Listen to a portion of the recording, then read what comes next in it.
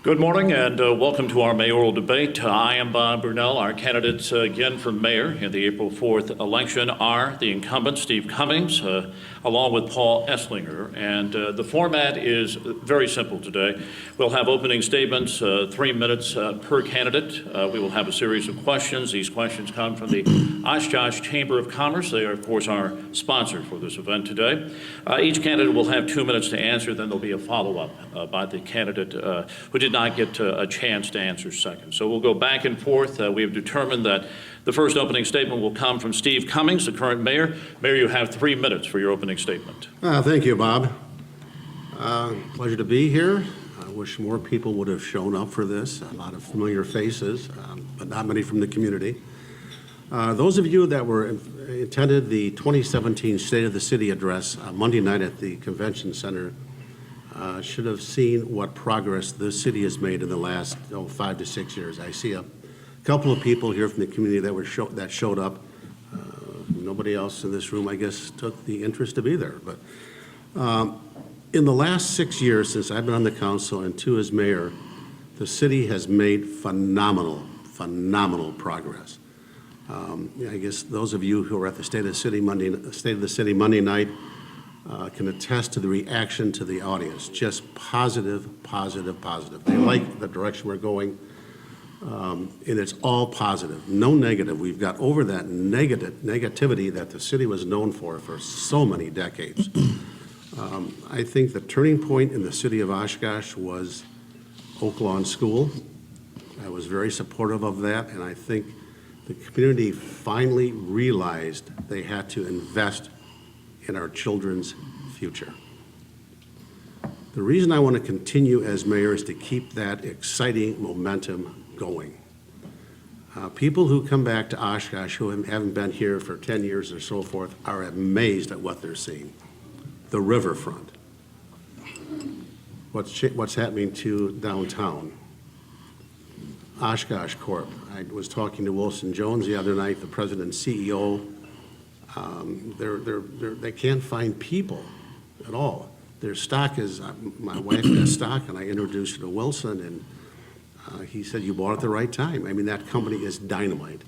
What we're seeing in Oshkosh is just an explosion of positive attitudes. And I think we have to keep that momentum going. I'm fortunate to work with a great city council. Some of the members are here, Deputy Mayor Deb Edelson-Osby, Lori Palmieri, Tom Peck, Steve Herman, and others, just very positive people. We have a strategic plan. We know where we're going. The plan is formulated by the council with the city manager and city staff. And we've been accused of, why are the meetings so short? Well, we've done all the heavy lifting prior to the council meeting. We know the budget. Everything we're doing has to tie into the budget and the strategic plan. When I first ran, I was talking quality of life, public safety and health, our infrastructure, effectiveness of our government, strong neighborhoods, and economic development. All of these things are in place. We're moving forward, and we're moving forward rapidly. Had it not been for the formation of Go EDC, the Bucks would not be here. Time. Paul Esslinger, your opening statement, please. Thank you. I'd like to thank the Oshkosh Chamber and Cumulus Broadcasting for holding the debate.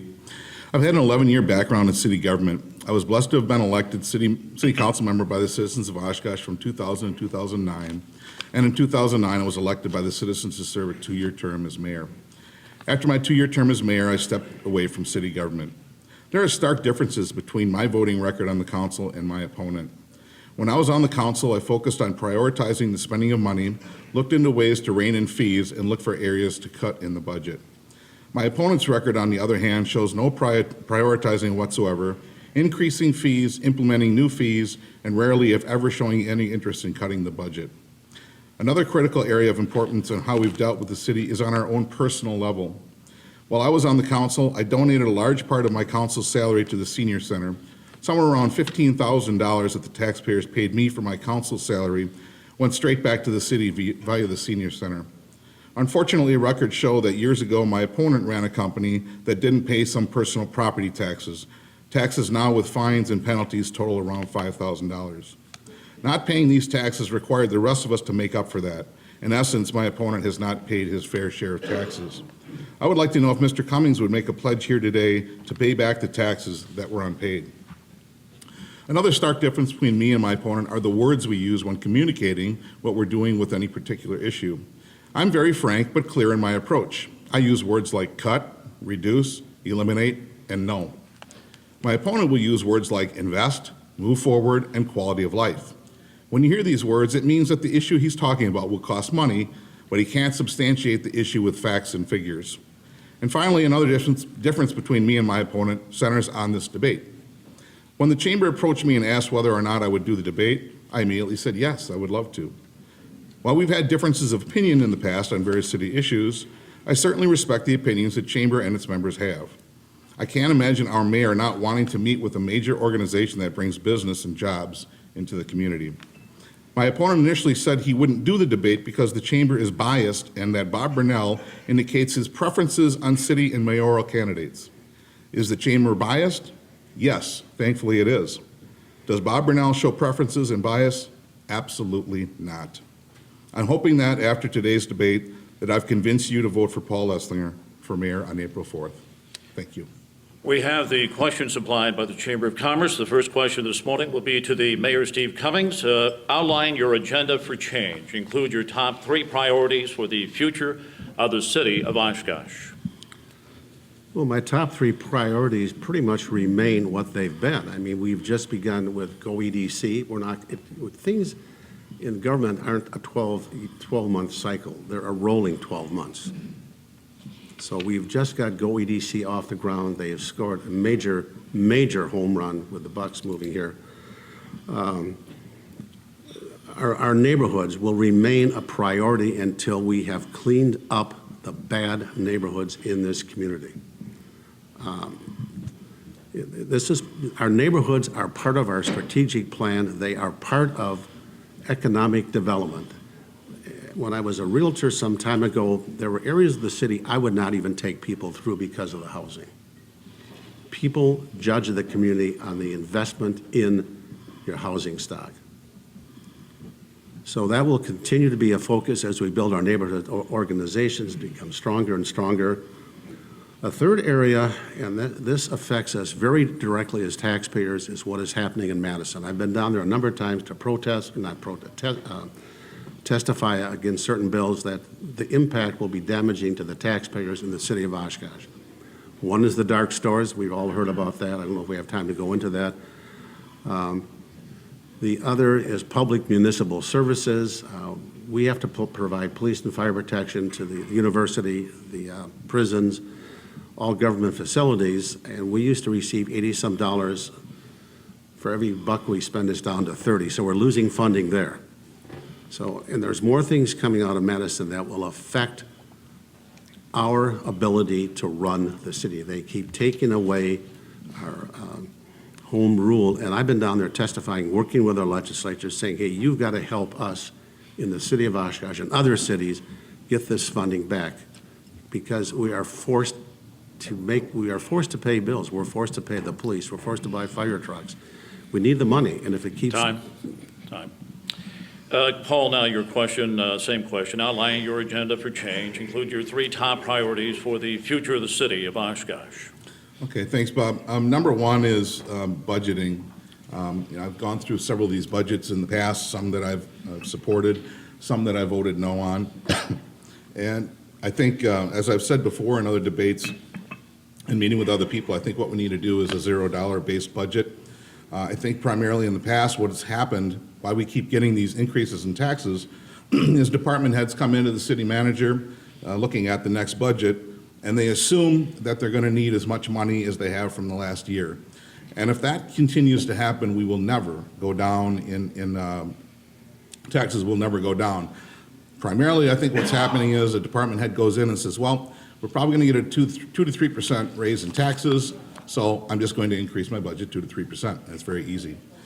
I think what we need to do is department heads need to visit with the city manager and assume they have absolutely no money in their budget, and that person has to earn every dollar that they should get in their budget, and then that has to pass the city council. Another thing that I want to focus on are the fees. It's kind of the 800-pound gorilla in the room. Special event fee that luckily has been put off, but it will come back and it'll get passed with the right people being elected or re-elected. Wheel tax, that's been put aside primarily because there's an election coming up. That will come back up and it'll pass, most likely. The rental fee that we're looking at, and then the one that I think is terrible is the baseball fee. So I want to look at these fees, try to get rid of some of these fees, find out why we're charging these fees, why the dollar amount is that they're coming forward, why they're saying they need this money.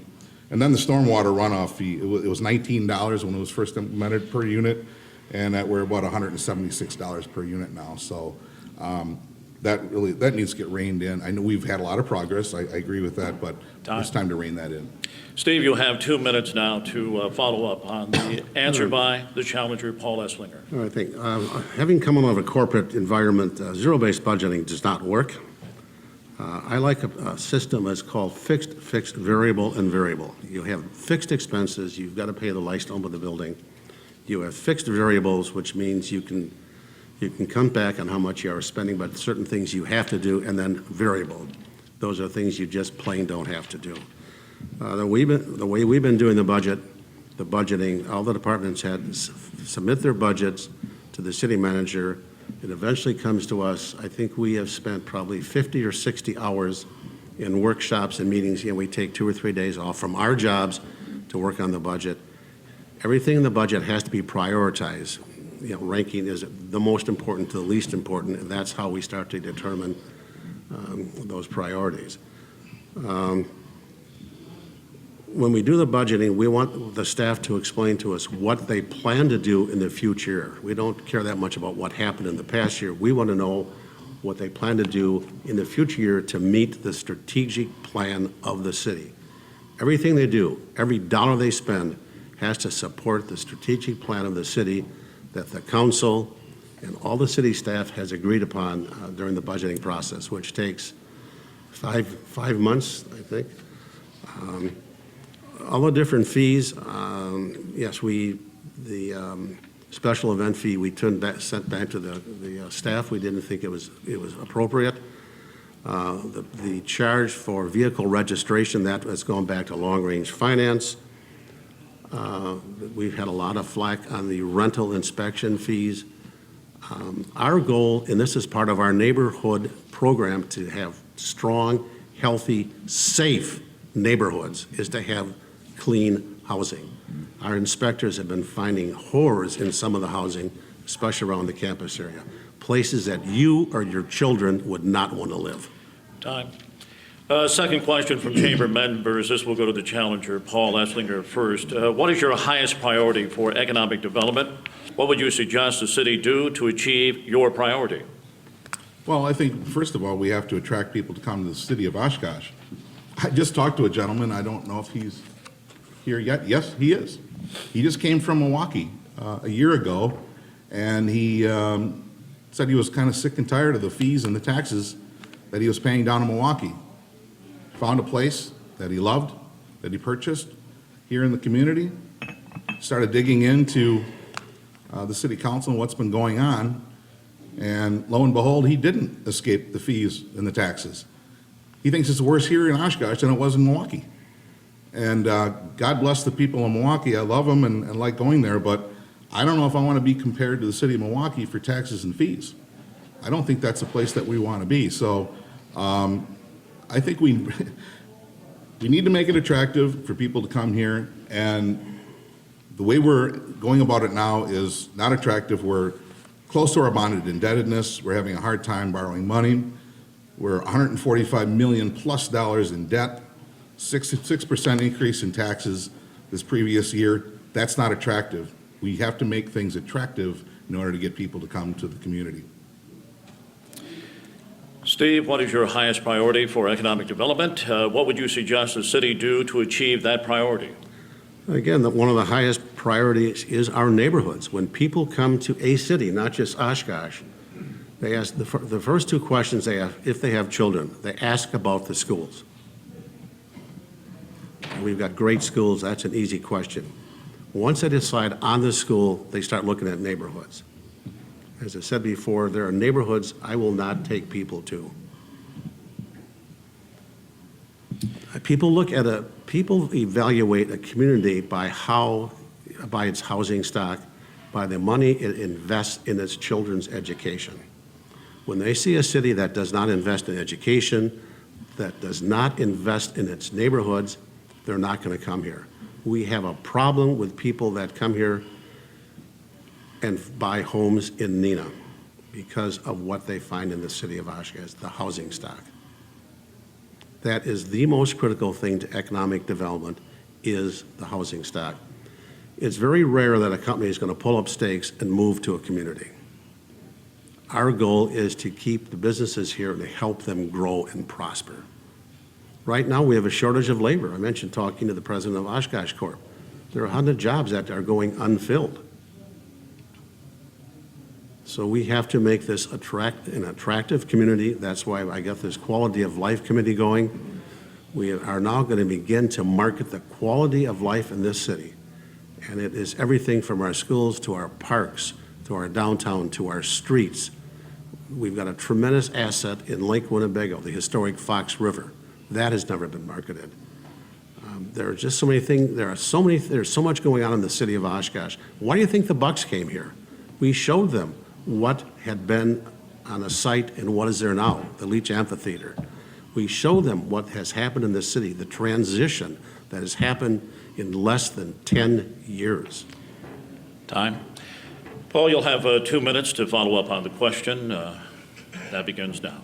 Okay, thanks. Just briefly, Mayor talked about schools. You know, the city council has no jurisdiction over what the schools do. Obviously, the school district does that. But let's talk about the housing stock. We do have some issues with housing stock. I wish everyone in Oshkosh had $1 million home, but that's not reality. We have people that can afford very nice homes, and we have people that cannot afford nice homes. So that's just the reality of the situation. But furthermore, in the housing stock, we do have issues, and now the mayor and others on the council want to stick another fee on the people that own some of the housing stock, the rentals that we have. So we just talked about incentives, trying to get people into the city to come here, and the first thing that they do is when they get here, if they want housing stock, is if they want to be a renter, that they're going to have this fee to come into their home when people don't want them in here. And then if that works out, if the city makes a lot of money on that, it's coming to your house next. It's coming to the residential areas next. So I think this is the wrong approach, and I think the housing stock we can work on in other ways, not by Big Brother coming in and seeing if everyone and everything's okay in your home. The next question from chamber members this morning is the City Council has had discussions about adopting a citywide wheel tax. A wheel tax is a charge tacked on to that $75 registration fee for vehicles of 8,000 pounds or less, most personal vehicles. As mayor, would you support the creation of a wheel tax? And please explain your position. This question goes to the current mayor, Steve Cummings. Well, first of all, it's called a vehicle registration fee. Repeat after me, vehicle registration fee. This began as a discussion at a league conference, that is the League of Wisconsin Municipalities, back in September. Now, a number of communities in the state do have a vehicle registration fee. Councilmember Herman, I think, put it on the agenda for some discussion. We then took it to long-range finance to have them look at it. I think the initial feeling is it's not a sustainable tax. It's fraught with a lot of problems. I don't think it's doing what Appleton thought it would do. So right now, I'm not supportive of a vehicle registration fee until we know more about it. I mean, will it do what we think it will do? We don't think it will, but that's why it's with our long-range finance committee to crunch the numbers before we go through all of the effort to do this. I mean, it'll consume a lot of manpower just to administer this type of program. It goes through the state. The state will take a piece of the action before we get our money back. Until I know more about it and how it would benefit the citizens of Oshkosh, the taxpayers of Oshkosh, I'm not in favor of it. Paul, the same question to you. The City Council has had discussions about adopting a citywide wheel tax. The wheel tax, of course, is that extra money charged after the $75 registration fee on most personal vehicles. As mayor, would you support the creation of that possible tax and explain your position? Thanks, Bob. No, I would not support the wheel tax. Going back in my opening statement, we talked about how the mayor communicates words like invest, move forward, quality of life. Now it's vehicle registration fee. Wheel tax, does it really matter what we call it? I don't think so. It's just another fee, another tax that makes Oshkosh less desirable to come to. And then on top of that, the way it's laid out now, I guess the way the state allows municipalities to do it is vehicles that are 8,000 pounds and less. Well, by and large, those aren't the ones that are creating a lot of the problem. It's the semis and the vehicles that are 8,000 pounds and more that create the problems with the roads. And so they're let off the hook. And then, if you have multiple vehicles, well, unless there's someone else that can do something that I don't understand, I mean, you can only drive one vehicle at a time. Yet, if you have 3, 4, 5 cars, you're gonna pay that tax for every single car that you have. And that's just absolutely ridiculous. So this is another money grab by the city that's running out of money, and it's another desperation plea to get more money. I'm making a pledge here today that I absolutely will not support the wheel tax or the vehicle registration fee or anything else that you want to call it. Steve, you have the 2-minute allotment here for a follow-up if you'd like it. All right, very quickly, we've been accused of money grabs. Everything we do is a money grab. How do you think we pay for police, fire, streets, our parks, everything else? You should know, Paul, having been on the council, that the state does not allow you to make profit centers out of things like fees. We have to cover our costs. So there is no money grab involved at all. We have to cover our costs. The last time I looked, Pierce fire trucks did not have Black Friday sales on fire trucks. A fire truck still costs us $1 million today. We have to pay for this stuff. People want they want the streets fixed. They want this taken care of. It all takes money. Yes, I use the word invest. We have a council that's not afraid to invest in the future of this city. For too many years, nothing was done, both to our schools and to our streets, our infrastructure. This council is now paying the price to upgrade all of this stuff that was not done. Previous councils did not want to raise taxes. They wanted to be heroes. We're not raising your taxes. As a city slowly fell apart. We have taken the attitude that is not the way we're going to run this community. We're proud of our community. We're proud of our community. When we have people come here, we want them to be proud of what they see. It's a dynamic community. So yes, I use the word invest, move forward. And to your comment, you've accused me of not paying my taxes. If you don't know how the personal property tax is structured after being on a council for 10 years, then you really don't belong to any elected body. It's part of how the state and business runs. Our next question this morning is to Paul, first of all, Paul Esslinger, the challenger. Do we tax too much or do we spend too much? Well, that's easy. We tax too much, Bob, and we do both. To the mayor's point here, the city isn't in business to make money. I completely agree with that. And unfortunately, though, the mayor and past councils love to spend money. You look at, for example, what many people call the Garage Mahal over on Witzel Avenue right now. I think that's north of $20 million that we have spent on that facility already. In the past, the roundabout on Jackson and Murdoch was around $4 million with the removal of Kentucky Fried Chicken that we have not gotten back. The parking lots downtown are about $1 million a piece every time we redo a parking lot that we shouldn't be owning. We just spent another $1.5 million in the convention center for remodeling that was just remodeled not too long ago. The mayor just passed in the budget a $250,000 bathroom for Fugleberg Park. And I think we have some developers here. I think you could build a pretty good bathroom for $250,000. So this is the problem. We spend money on this. There's really no research. There's no forethought on how we're spending this money. Unfortunately, the taxpayers don't have a printing press in their basement to produce the money that the city council wants to spend on their behalf. And so it's really simple. I mean, you need to look at how you spend this money. You need to prioritize. And I think that's the problem that we have with this council. We always hear this, well, we can do it because if you do the math, it's only a couple dollars per person. It's only a Butterburger basket. I've heard this time and time and time again. And so when you hear this nonsense like this, pretty soon you're at $145 million debt, and what do you have to show for it? You have more taxes to show for it, more fees to show for it that the mayor's authorized. And as far as the taxes, here it is. This is from CCAP. If you want to come look at it, these are the taxes that the mayor's not paid. The question again, Steve, is do we tax too much or spend too much? I think we're very balanced. Do we want a quality community, or do we want a community that continues to deteriorate? The DOT, the roundabouts are the DOT's problem. As to the,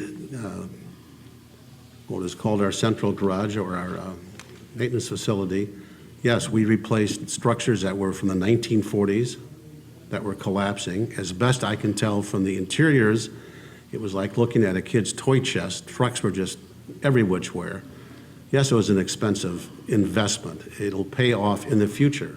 It'll cut maintenance. You can't just have, even though they're heavy equipment, you can't have that stuff sitting outside in the elements 12 months a year.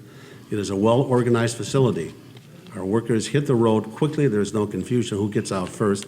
So yes, but it will save the city money in the long term. And that's a thing that people don't understand. I don't think you do, Paul. Every decision we make, almost every decision is very long term. Our decisions are for structures 25, 50, 75 years. The central garage is probably 50 or 75 years. That's a long-term investment. Everything we do. The convention center, we can't attract conventions if you've got carpeting that's torn. I mean, it's kind of basic. You can't sell a home easily if there's ripped and torn carpeting. We've got to maintain our facilities, and that was not done for years. We've got very old city structures. The City Hall, the Grand Opera House, the museum, the library are well over 100 years. We are facing large expenses in the future for maintenance on those buildings, and we've put together a committee to prioritize how we maintain these very important facilities in the city that are aging at a they have aged. So that's another big expense we have to face. The budgeting process is very open to the public. The public never shows up. They only question the budget after it's been passed. So if you want to be involved in the budgeting process, show up. You'll have 2 minutes for a follow-up, Paul, before our next question. Thank you. I hope you listened to what the mayor just said. It is very revealing. I do agree with him. We did need a new central garage. There's no doubt about it. It was the one that we had was terrible. But instead of figuring out what we need in the budget that we should be under, the mayor just goes, well, let's just spend whatever we want to spend. That's how we get into trouble. We talked about this. Talked about torn carpeting at the convention center. Have we looked at whether we should be in the convention center business? Instead of talking about spending $1.5 million in a structure that, I don't know, is it making money? Maybe it's something that we can sell, make some money on, and get out from underneath it so we're not spending $1.5 million every few years. I mean, this is what you do at your house. If you have a car that's run down and you make $30,000 a year, my guess is you're not going to Enterprise Motor Cars to look at an $80,000 Porsche. You're going to look at something that's reasonable and that fits your budget. This council looks at the Porsche. They look at the BMW and the Mercedes anytime. And they don't look at whether we should even have it anymore. And so again, the priorities I think are wrong, and we need to look at some of the things that we have. Do we need to have them anymore? Can we make some money on and get out from underneath it? Thank you. Next question goes to Mayor Steve Cummings. The Oshkosh Area Community Foundation, with support from other community-based organizations, now spearheading a community image campaign. Do you support this plan? And should the taxpayers of Oshkosh financially support this initiative? Your opinion, please. I not only support this campaign, I was the originator of this campaign a year and a half ago. I had a meeting with some of the people at the school board. We were talking about there's so many great things happening in the city that nobody knows about. And it came that we formed a group we call the Quality of Life Committee. It was people from the school district, the university, Tech College, CVB, the city, the EAA, and other groups to talk about the quality of life in the city of Oshkosh. And how do we get the message out to people? Quality of life is critical. I've had meetings with other mayors and talking about development, and they list what attracts business to your community. It's facility, it's land, it's workforce, it's financial incentives from the city or state. And the last thing that was said by this is a city manager of Dalton, Georgia.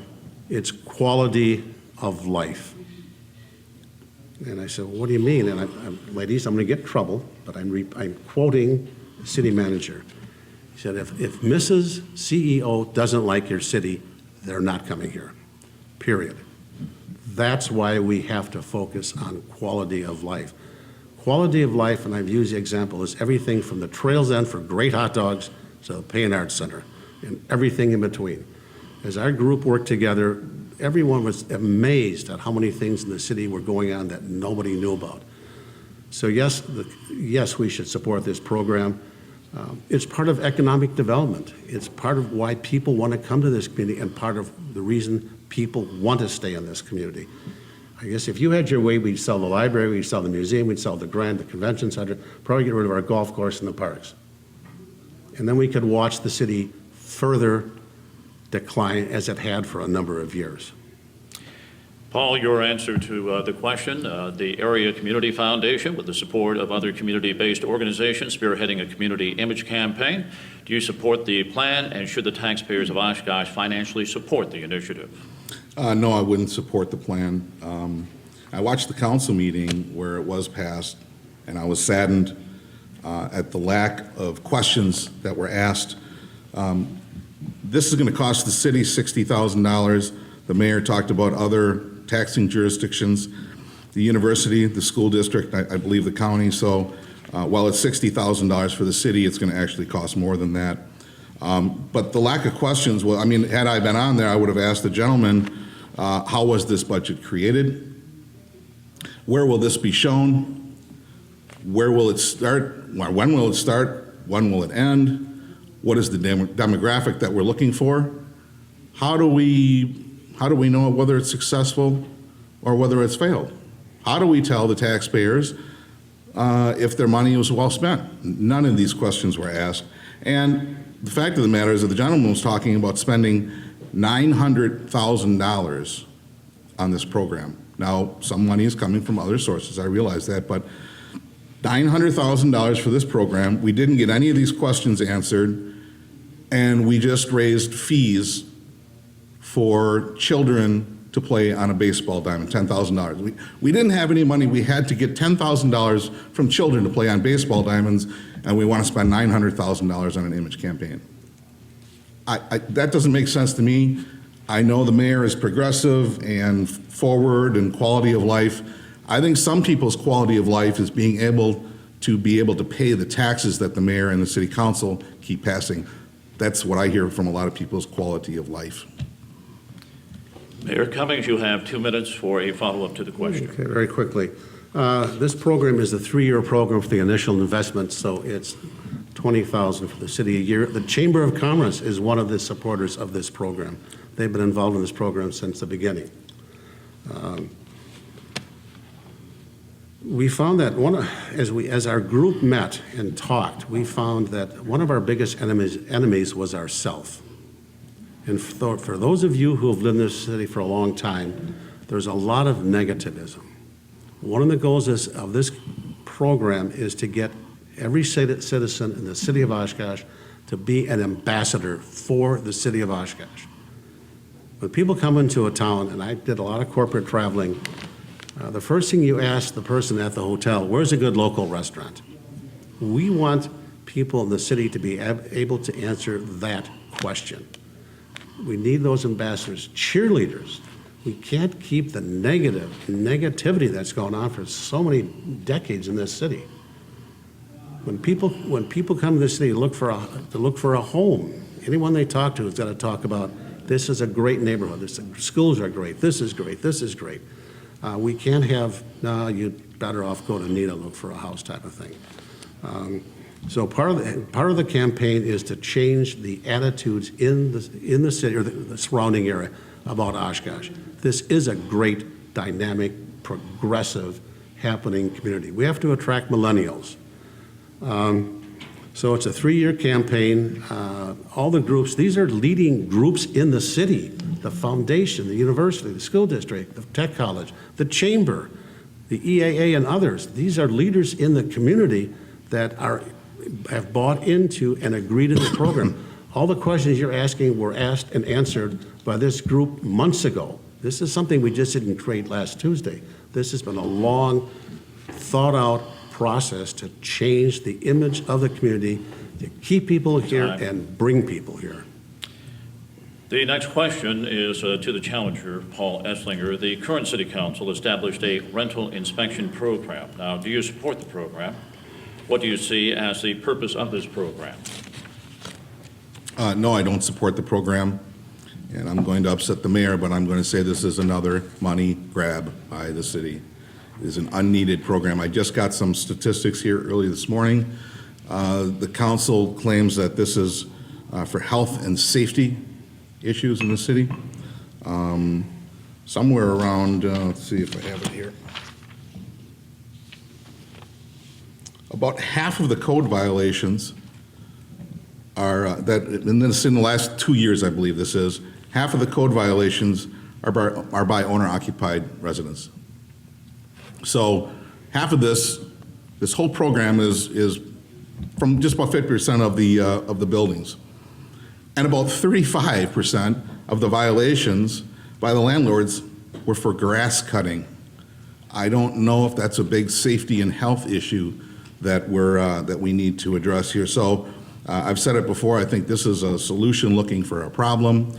This is big government. Some people like big government. I know the mayor does, likes big government, likes the government coming into your home, looking for issues. I guess the city has made some pledge that they're not going to call the police. The inspectors are not going to call the police if they find any illegal activity. I believe that opens the city up to liability. If I were an inspector and I saw illegal activity, especially with a child, I would be calling the city police department and letting them know that that issue is going on there. So I think we're painting a broad brush. I also understand that this program was kind of passed at the 11th hour without much input from the Renters Association until after the fact, which is something we need not do. So if I get elected, I would work to repeal this program and then have an actual sit down with all the members involved and see if we can come up with a different plan. Mayor, the question is, the current city council established a rental inspection program. Do you support the program, and what do you see as the purpose of this program? I totally support the program. We did have meetings with the stakeholders, which means those who own rental property. The only conclusion after all the meetings was, please delay the program. Please delay the program. Please delay the program. The program's been in the works for a number of years. The program we have is not the program we wanted. I was in Madison a number of times testifying, saying that give us our home rule. We know the problems. Beloit knows their problems. Ashland knows their problems. The program was so designed that it was going to, at the last minute, a rental association of the southeast part of Wisconsin slipped what they called a poison pill into the statute to force communities to treat the entire community as one. There's one size fits all. That's not what we want to do. We know where the problem areas are. We wanted a program to address the problem areas only. But we were forced to do this, and we took the stand, all right, we will proceed with this program because we think it is so critical to our neighborhood associations, and they're the ones that told us that the problems with their neighborhoods and losing their property values were poorly maintained rental properties. This came from the citizens of Oshkosh. We were given a statute we didn't want. We did our ordinance around this statute. It is to do with health and safety. And if any of you have looked at where some of the students live on campus, it's unbelievable. Would you want to live in that? I have an elderly mother who rents. Her landlord does not shovel the steps into her apartment in the winter. How is she going to get out? I'm not going to do his job. How is a 100-year-old woman going to go out there and clean the snow and ice off of her steps? It's not my job. It's not her job. She pays $1,000 a month in rent. I think she deserves that service. I don't care if you're $100 rent a month. You deserve toilets that flush, Time, sir. glass and windows. Time. Paul, we'll have you for 2 minutes of a follow-up, please. Okay. First of all, the mayor just said this is not the program that we wanted, yet he voted in favor of it. That doesn't make a lot of sense to me. I've seen several court cases that have come up in the state of Wisconsin and in other states in the United States, and cities are losing these lawsuits. So I don't know if the city of Oshkosh is the next one to lose a lawsuit. And of course, we all know with lawsuits there are legal fees that go along with that. I don't know if the city budgeted for this, for the legal fees, because our legal team here at the city, while I'm sure it's involved, this has really been farmed out to a firm in, I think it's Appleton or Green Bay, probably at the tune of $300 to $500 per hour. So the thousands of dollars that we have into that, and that's growing. I guess the lawsuit is coming up in September. So, if we lose this, if the city loses this lawsuit, then are we required to pay the legal bills for the Renters Association? I don't know the answer to that. My guess is probably yes. So I do know, however, though, I talked to the Renters Association, if this does get repealed from the city of Oshkosh, they will drop that lawsuit. And so there's a potential savings of thousands of dollars, not going along with this nonsense any further, because I don't want to see us losing another lawsuit. And the people of this community have to pay for that, and we didn't need it to begin with. Our next question involves taxes here in the community. And Mayor Steve Cummings, the question goes to you. The City of Oshkosh 2017 operating budget that was adopted by the City Council included a 5.7% tax rate increase. Do you believe this was an appropriate tax increase, and explain why? It was not what we wanted to do. When we raise taxes, we raise taxes on ourselves. We're all citizens of Oshkosh. Many of you in this room are not citizens of Oshkosh, so it doesn't affect you. So every time we raise the tax, we get hit just as hard. We have been holding the line on taxes for quite some time. However, we have lost funding, as I said before, from Madison. We have contracts with the unions, the police union, fire union. We are locked into things. We have to pay our bills. And the only way to pay those bills, we don't like it, is to raise, if we have to, raise taxes. Somehow we've got to pay, as I said before, for all the service. We're a service business. How do we pay for all these things? Do you want less street plowing? Do you want less parks? Do you want less garbage pickup? You want to go to garbage pickup once a month? Once every other month? We keep hearing, you're going to cut taxes, which means you're going to cut services. We have taken all the low-hanging fruit off the tree, and we've been doing that, I think, for 4 years. 5. There is nowhere to go anymore. I've met with our fire department, the union. They're being asked to do more and more with less and less. The same thing with our police, more and more with less and less. Somehow we have to pay the bills, and if you have a better idea, then please enlighten the council. Paul, the question is yours. The City of Oshkosh 2017 operating budget that was adopted by the City Council included a 5.7% increase in property taxes. Do you believe this is an appropriate tax increase? Please explain. No, I don't think it's appropriate, but I'm not surprised the way that the council spends money. I want to take you back to 2010, 2011, when the state of Wisconsin was over $3 billion in debt, and the governor and the legislature said, we've got to get ourselves out of that.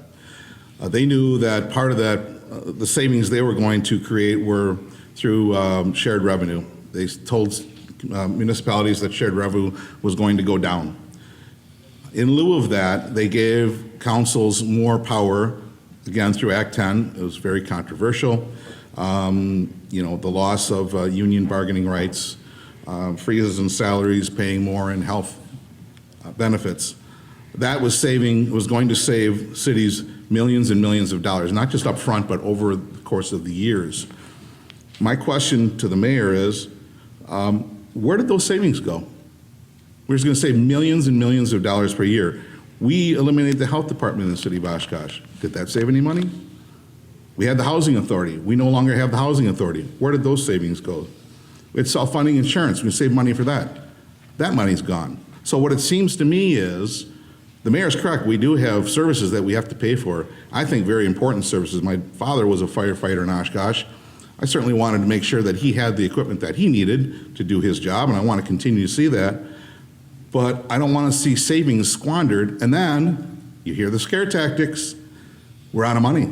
We're cutting to the bone. We're going to have to get rid of police. We're going to have to get rid of fire. We're going to pick up your garbage once every 2 months. This is crazy, ladies and gentlemen. We've got to stop this. We had these savings, and we had councils that spent money on the things I've talked about a million times, so the money's gone, and now we need to raise taxes and fees. That's the game. Steve, you have 2 minutes for a follow-up, and then we'll move on to our closing statements from both candidates. Steve, your follow-up to the tax question. Well, it may come as a shock to everyone. We didn't realize quite all the savings that we had been promised. Every time you hear Governor Walker talk about cutting taxes, he is shoving it down to the level of the cities and villages in the state of Wisconsin. We are left hung to dry to figure out how to pay for this with less and less government funding. I've cited a couple of examples that's happening to us. We've mentioned the dark store. If you don't know the dark store, that is the Walgreens, the Targets, the Walmarts that are claiming their stores are overassessed because they have no value other than the vacant store that used to be a Target or Kmart or if it was on the frontage road. We've had to refund over $300,000 to Walgreens alone. Where do you think that money came from? We are being forced by the state of Wisconsin and the federal government to pick up more and more expenses. More mandated mandated recycling. The funding was cut to that. What are we going to do? Go back to the old way and take away the recycling containers? The issues, and I mentioned before, one of my goals is meeting more and more with legislatures. And because I'm nonpartisan, I have a much easier time meeting with legislatures in Madison to talk to them about things that we need to change to give control back to the communities, the cities, the villages. I talk to a lot of mayors and other city managers, and they're all facing the same problem. It's what's happening in Madison that's forcing us into a corner as far as paying for our services. I want to thank the Chamber of Commerce for putting together today's debate. I want to thank the candidates, incumbent Mayor Steve Cummings, along with challenger Paul Esslinger. This will be available apparently on the Chamber's YouTube channel. In addition to that, Community Access Television will have it. There'll be a replay of the entire debate coming up Saturday morning at 7 a.m. on News Talk Radio 1490 WOSH. Gentlemen, we have time for closing statements, and well, you started, Mayor, so I'll let you do the first closing statement here. We'll give you 2.5 minutes for this closing statement. Right. Again, I go back to the State of the Union and all the dynamic things that are happening in Oshkosh. Just to walk around Oshkosh, see what's happening. It's changing rapidly, very rapidly. After years of, I'd say, stagnation, nothing happened. Our schools, I mean, it's a major change. Anywhere you look, the riverfront. So, and there's a can-do attitude amongst people in the city of Oshkosh.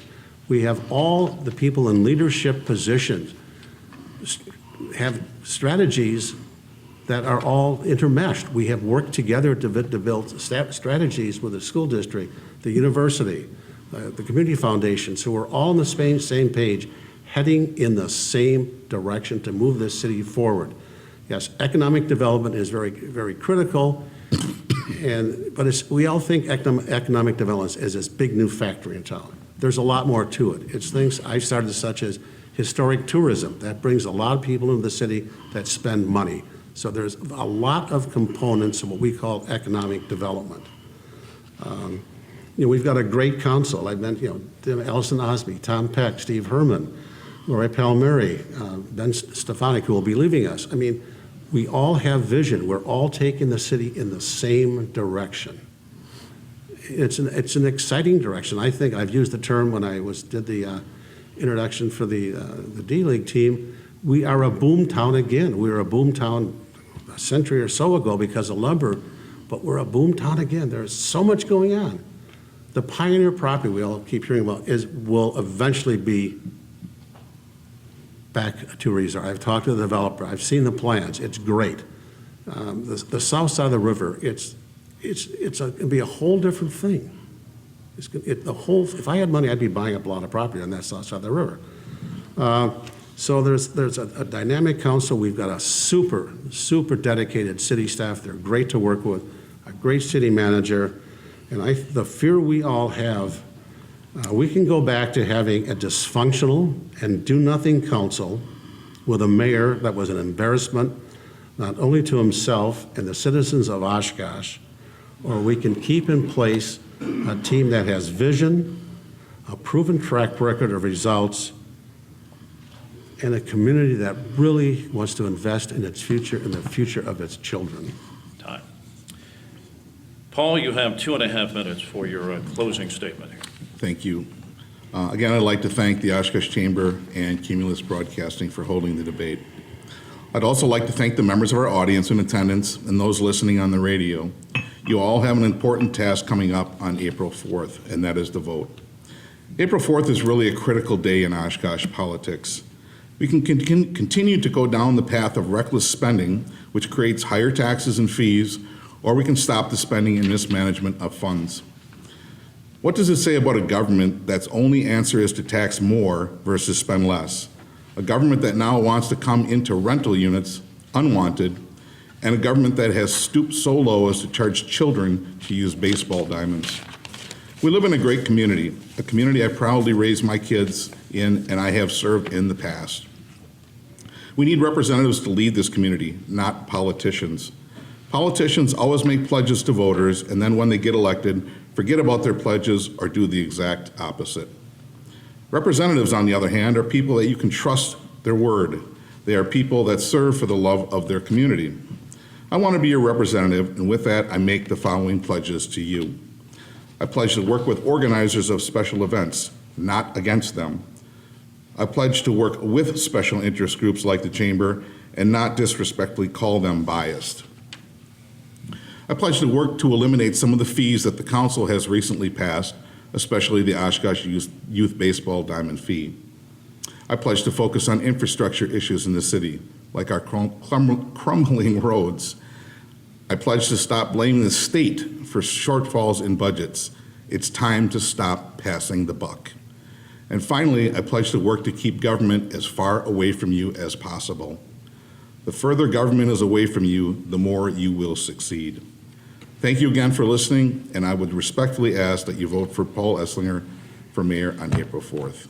Again, I want to thank everybody in attendance today for turning out. They'll have opportunities to listen again to the debate. That again is on Saturday morning here on News Talk Radio 1490 WOSH.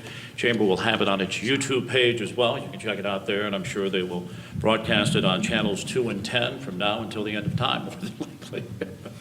Not a lot of variety there. All right, well, we're going to wrap things up here at the Shores. We'll turn it back to the studios of News Talk Radio 1490 WOSH. I see we got about a minute or so we'll let Jonathan get organized with a weather forecast as we wrap things up here on a Wednesday morning. Again, the debate will air in its entirety on Saturday morning here on News Talk Radio 1490 WOSH shortly after 7 a.m. From the Shores, I'm Bob Burnell, WOSH News.